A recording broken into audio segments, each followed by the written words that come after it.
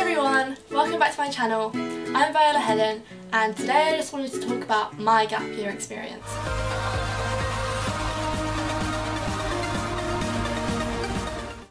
I have a kind of funny story. I was talking to my mum and she said that when I was about 9 years old I was with a group of my dance friends and I just said to them, "Oh, I'm going to say gap year. What about you?"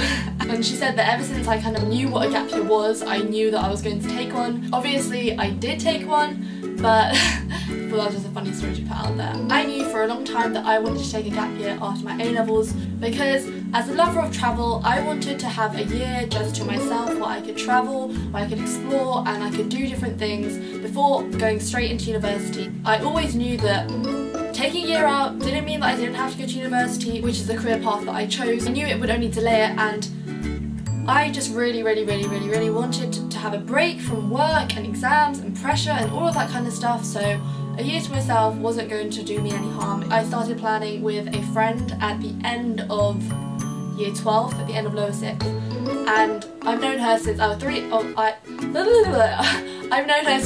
years old and we just started planning something together. I don't know the exact details of what kind of things we were thinking about, but I did actually find a postcard when I was cleaning my room where she was in America and she was saying, "We definitely have to come to New York after Camp America." So we were thinking about doing Camp America, but in the end we didn't do that. We sat down and we planned our journey and this is basically what we did. We left on the 4th of December. We flew from London to Melbourne. We then spent 2 months backpacking up the east coast from Melbourne to Cairns. At the end of those 2 months we flew back to Sydney, where we then flew on to Bali. We stayed in Bali for just over 2.5 weeks.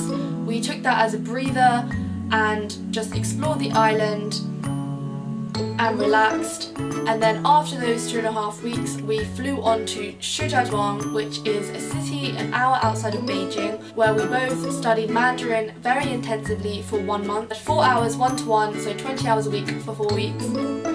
Then after that we had initially planned to extend our visas, but we realised with the costs and difficulties by doing it in Beijing, we then had to unexpectedly fly all the way back to the UK, to Edinburgh, to get new Chinese visas. After our week in Edinburgh, we flew back to China, but to Chengdu this time, where we volunteered as English teachers for 2 months.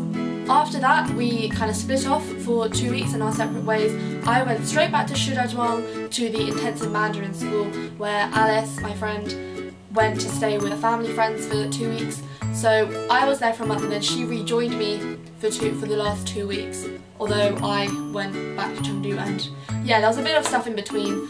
I did make a short trip back to Chengdu for the Dragon Boat Festival though, to see everyone again. After my second month of studying Mandarin intensively, I flew back home at the end of June. So I was away for a total of 7 months and I just don't even know where to begin. It was such an incredible and amazing experience. I would highly recommend gap years to anyone, and I really want to inspire people and push people to take gap years, and I'm willing to help you and answer as many questions as possible and help you with planning, and I will make more videos and whatever, but it was incredible.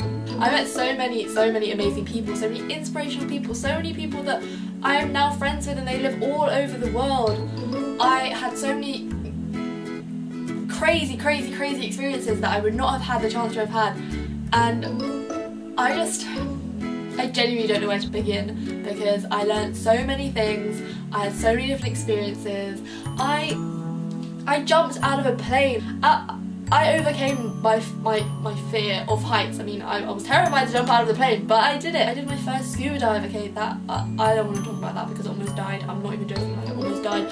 But I did scuba dive on the Great Barrier Reef. I also snorkeled. I sailed the Whitsundays. I learned how to properly haggle with people in Bali. I experienced different cultures. I got over culture shocks. I did something that I really wanted to do, which was have a good proficiency in Mandarin. I ate so much amazing food. I experienced with Alice being homeless for the night in Australia, which was scary, but we got through it. I dealt with losing things and having to get them back. I dealt with things going missing, things being stolen. Like my phone was stolen in China. I learned to be really independent. I didn't have to rely on my mum for anything. I planned the entire trip myself. I just had to make sure I knew what was going on at all times. I knew what the next step was. I kind of basically knew I had enough money to live. I just had to learn how to deal with so many issues and problems myself. This particularly showed in the 2 weeks Alice and I split off. And what happened was, when we split off, so many things happened to me which I had to deal with completely alone, which was really scary and something that really I felt toughened me up. I dealt with my phone being stolen in China. I was completely alone in a city all by myself. No one was there to help me. No one really spoke English, so I had to deal with that.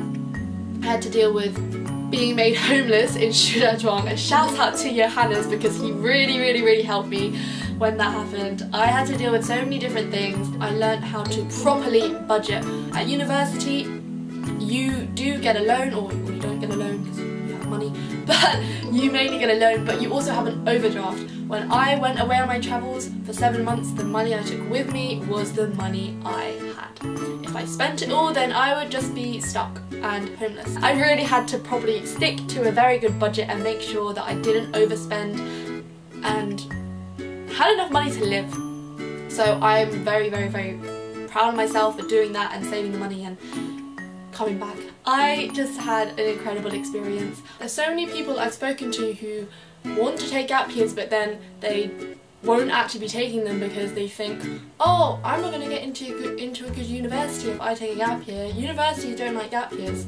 2, oh, I don't have the money. You must be so lucky. How did you get this money? Your parents must have paid for you. And they think that they won't be able to earn this money to do this kind of trip. And 3, oh, my parents won't let me, okay? I can't really say much about point number 3, but number 1, you can get into a good university even if you take a gap year. Let me give you some background. In upper 6th, I applied to 5 universities. I applied to, oh, I can't even remember now.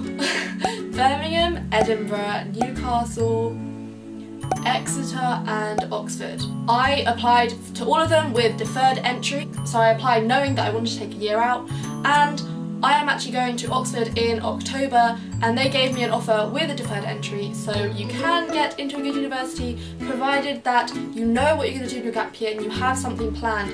That doesn't necessarily have to be travelling, it could be volunteering or teaching or learning a new language or staying at home. You don't even have to leave your house. Well, you don't have to leave your house, but as in you don't have to leave the country, you can just be working for a year to save up your money and then do something productive. So just don't waste the year, and universities are fine with it.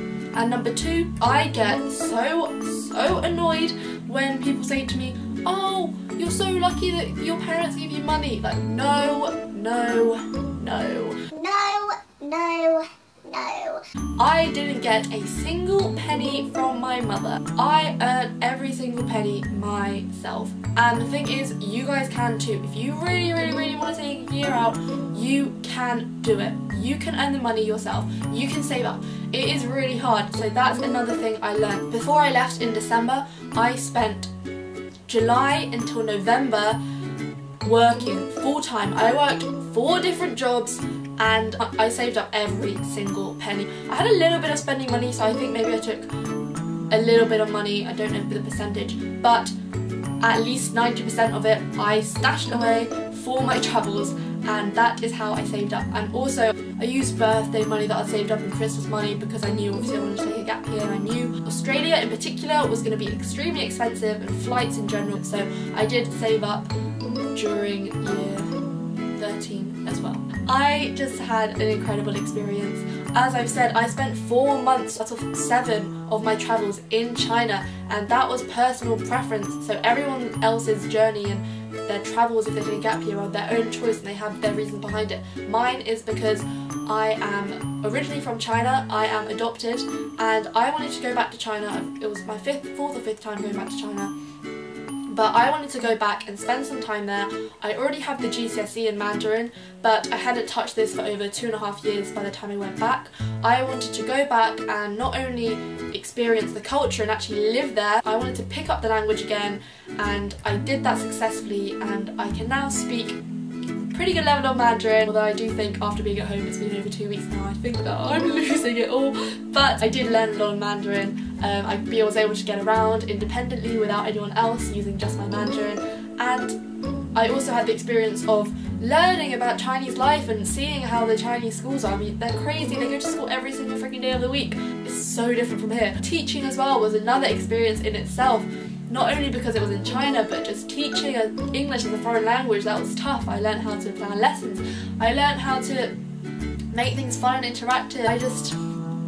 I think that everyone should take a gap year because you just have an amazing year of your life and you're never going to be this young again to travel. It's just my personal opinion. I know there'll be people who disagree with me. I don't know, being 18, 19 and travelling the world, it is just crazy. I mean, it does sound really young and people did think we were really young when we met people, but you know, it's amazing.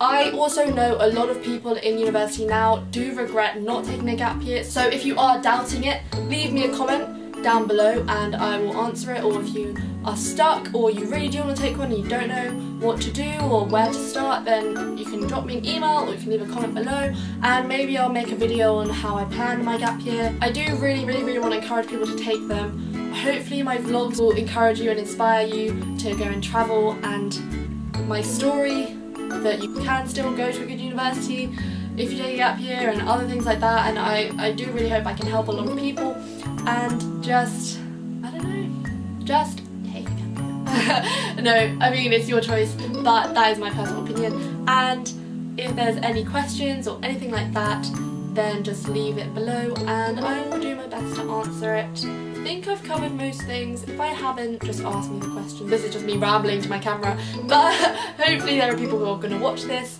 and want to ask me questions. I will also leave a link in the description box below to my blog post on my gap year reflections, so that was talking about my main highlights. If you check out my blog, there are a lot of blog posts on there about my time in Australia, and I'm still updating them and doing guides and things like that. And also if you check out my Instagram, which I will leave, that also has a lot of photos from when I was away. Hopefully maybe that will inspire you as well. Give this video a thumbs up if you enjoyed it, or you can leave it a thumbs down. I know there's going to be those haters, but subscribe if you haven't already, and I will see you in my next video, which will probably be a vlog. Bye guys!